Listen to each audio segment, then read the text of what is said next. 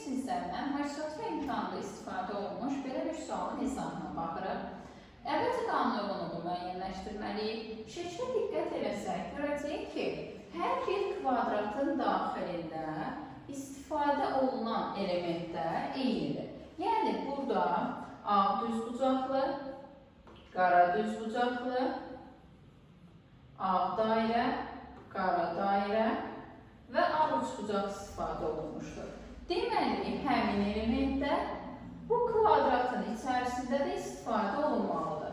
Baxıram ki, ağ üçbucaq var, qara dairə var, ağ dairə var, qara düzbucaqlı var. Çatışmayan elementimiz ağ düzbucaqlıdır. Deməli, sual işarəsinin yerinə ağ düzbucaqlını yazmalıyım. İndi baxıraq bu kvadratın içərisinə. Burada ağ düzbucaqlı var, ağ dairə və qara dairə var, ağ üçbucaq var. Çatışmayan nədir? Qara düzbucaqlıdır. Deməli, burada da sual işarəsinin yerində qara düzbucaqlı olmalıdır.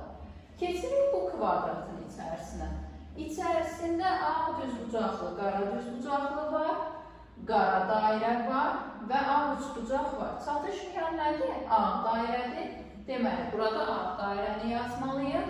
Cavab olacaq deməli, ağ düzbucaqlı, qara düzbucaqlı və dairə. Yəni, olacaq Y variantı.